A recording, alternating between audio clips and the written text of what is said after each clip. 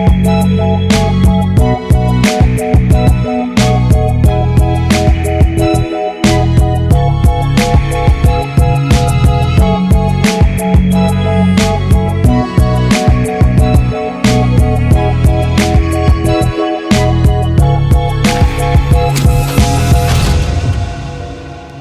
teman-teman, welcome back to Ngobrol AA, Ngobrol Ayah dan anak. Apa kabar? Semoga semuanya dalam kondisi yang sehat walafiat. Kembali lagi nih di podcast Ngobrol AA. Nah, di hari ini Ayah, Ya. kita itu mau ngobrol tentang lingkungan fisik pada pola hidup. Lingkungan fisik pada pola hidup. Oke. Jadi, kalau misalnya kita tahu nih bahwa setiap keluarga, family, atau manusia mempunyai habit dan culture masing-masing. Cara hidup, Budaya. bekerja, hingga berinteraksi dengan orang-orang baik secara lisan maupun fisik bisa berbentuk karena lingkungan. Nah, bagaimana sih kalau misalnya ngomongin tentang arsitektur, peran arsitektur sendiri dalam menciptakan rasa identitas dan tempat pada pola kehidupan kita? Apakah menentukan kita nih untuk caranya bergaul dengan orang-orang yang di lingkungan seperti apa? Karena nih, sekarang kan banyak banget nih orang latah hanya untuk ngikutin gaya hidup. Contohnya latah dengan, kalau kita lihat di kehidupan sekarang ya, latah sosmed. Contohnya yang nggak baiknya menurut aku ya, kalau misalnya latahnya pengen ikutan yang viral tapi tidak baik, jadi udahlah ikutan aja gitu, dengan sisi yang reaktifnya jadi ikutan latah gitu. Gimana nih menurut Ayah topik hari ini? Topiknya jangan cuma arsitektur dong, nyanyi juga. Nyanyi juga, iya sih, Iya kan? benar. Ya, jadi sebenarnya kalau yang tadi diobrolin sama Ute tadi, itu kita melihat sebenarnya kan itu ada konteks dalam kehidupan kan, Ya. selalu ada konteks. Nah, di mana sih konteks itu apa sih sebenarnya? Ya. Sebenarnya kata-katanya itu dimulainya dari teks. Teks, ada teks lain, ada teks lain, lalu teks yang lain-lain itu kita satukan jadi konteks. Oke. Teks dan konteks. Oke. Ini nggak bisa dilepasin nih. Konteks mempengaruhi teks, teks juga kadang-kadang berperan mengubah konteksnya. Oke. Makanya yang Ayah bilang ada 3T itu kan, ada tradisi, ada tempat, ada tempo. Ya. Manusia selalu dipengaruhi oleh tradisi, tempat, tempo. Ya. Tapi manusia dipengaruhi oleh 3T tadi. Di luarnya ada konteks. Oke. Ada konteks tempat lain, Ya. ada konteks tradisi lain, ada juga waktu cara kita melihat, gitu ya. Oke. Jadi lebih pada tradisi. Nah, teks, konteks itu selalu berubah, nggak ada yang berubah. Oke. Kita berubah dari kecil jadi gede. Konteks juga berubah. Jadi perubahan itu sebuah keniscayaan. Oke. Karena semuanya berubah, gitu ya. Lalu mana yang berubah? Apakah tradisinya berubah, tradisi manusia berubah, ataukah tempat berubah, ataukah waktu yang berubah? Waktu pasti berubah ya.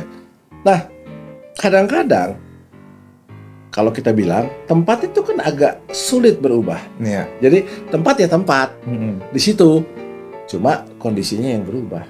Tradisi orang melihat tempat berubah. Ada cerita. Apa cerita nih? Serunya nih. Cerita tentang api. Oke. Dahulu kalau zaman dahulu kala ada seorang yang bisa menemukan cara membuat api. Oke. Dia bilang, waduh, nih gua bisa nemuin cara membuat api dan api sangat bermanfaat buat orang lingkungan. Oke. Jadi gua harus kasih tahu, menyebarkan cara membuat api ini sama orang-orang. Oke. Apa yang dia lakukan? Dia datang ke sebuah daerah, di sana ada suku yang selalu berantem. Oke. Ada 5 suku yang berantem. Oke. Dia datang ke suku pertama. Dia kasih tahu cara membuat api. Orang-orang di suku pertama itu, waduh keren banget gitu ya. Tapi terus dia datang lagi ke yang kedua, dia datang lagi yang ketiga, keempat, kelima. Terus dia datang semua. Akhirnya, udah dia ajarin semua, pulang deh. Oke. Nama orangnya Nur, kan cahaya, Nur cahaya, oke. bukan api. Nur. Nah, si Nur ini kan berkembang terus, meninggal dia, ada anaknya, ada cucunya. Ya. Lalu kemudian generasi dia bertahun-tahun kemudian itu pengen lihat hasil Eyang Nur gitu atau apa Buyut Nur gitu, gimana ke tempat itu? Datang mereka kan. Mereka kan emang jago membuat api karena diajar terus. Datang ke kampung pertama, suku pertama, tribe lah ya. Suku pertama, ternyata api itu hanya dimiliki oleh para petingginya dan pendeta-pendetanya. Jadi pendeta yang ngasih api, rakyatnya senang gitu. Cara membuatnya betul-betul ditutup oleh si pendeta itu sehingga lalu api itu dikuasai dalam tanda kutip. Ya kan namanya juga petinggi kan, dia pengen berkuasa. Nah, lalu dikasih tahu nggak boleh gitu dong. Kan ini api sama juga. Ini si Pak Nur ini yang nyitain gitu. Wah, dia langsung sama pendeta-pendetanya suruh pergi. Pergi. Anda bisa merusak tatanan di sini. Wah, gitu ya. Pengetahuan itu bisa merusak. Ya sudah, dia datang lagi ke suku kedua. Suku kedua, even dia sama sekali nggak tahu cara bikin api, ya. Tapi alat-alat buat bikin apinya tuh ada. Lalu itu disembah-sembah gitu. Dulu ya ini orang menolong kita gitu ya. Tapi dia nyembahnya itu alat-alat bikin apinya. Terus dia kasih tahu nggak boleh, kamu harus saya kasih tahu ini. Kamu mau ngerubah Tuhan saya, nggak boleh. Pergi kamu. Pergi lagi dia nyes, aduh gimana nih? Oh, buyut gua bikin api tapi orang kok bisa jadi beda-beda gini. Datang ke yang tiga. Sampai yang ketiga gini, dia lihat nggak ada api juga. Nggak ada alat-alat api juga. Tapi ada patung Buyut Nur. Dulu ada orang ini yang bisa memberikan kehidupan bagi kita bla bla bla, disembah juga. Ya diusir lah kalau dia mau ngasih tahu. Ini tuh Nur tuh buyut saya mau ngasih tahu. Go.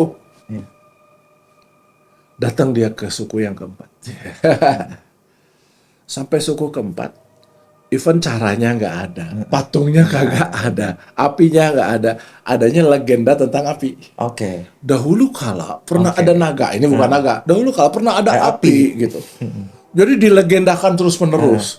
Yang satu bilang, oh memang legenda itu ada dulu. Kalau gitu harus gua kasih tahu. Sama.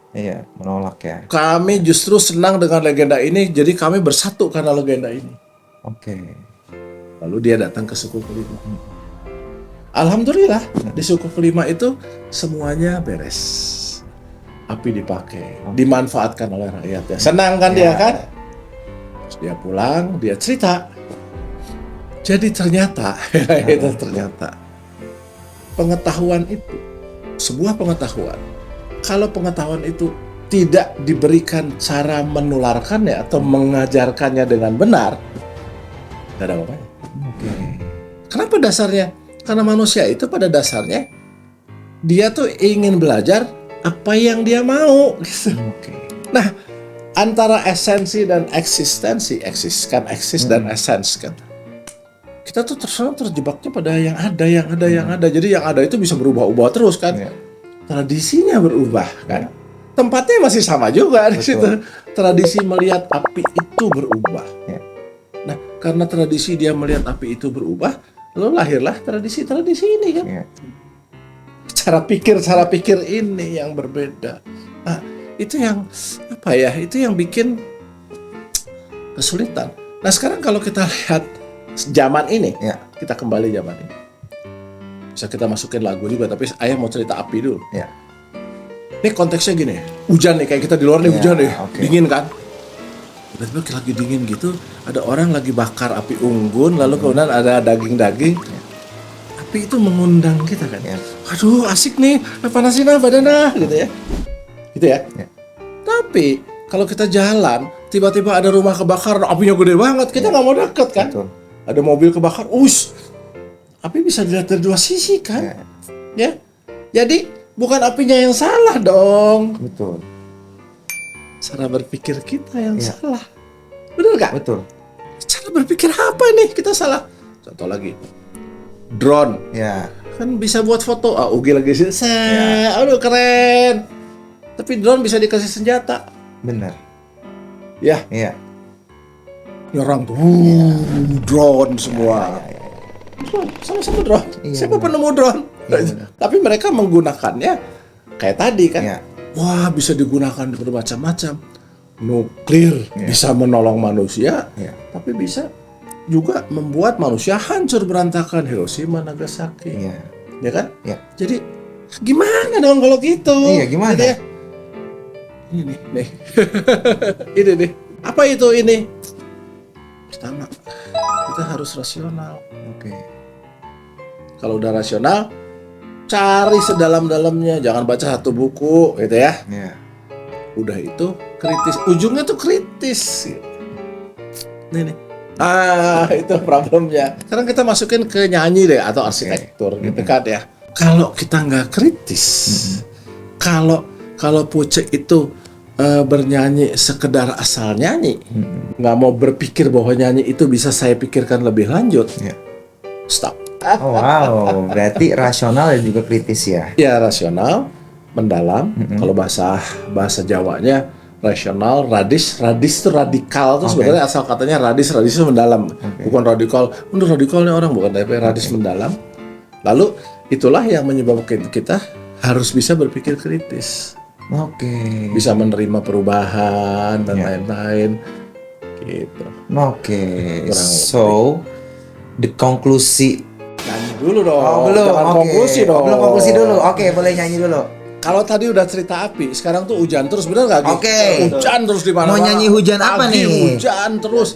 Pokoknya carilah cerita tentang hujan, nyanyi tentang hujan. Nyanyi tentang hujan yang semua orang tahu. Lagu anak kali ya, tetap ya. Oke, kita nyanyi lagu hujan dulu. Tik tik tik.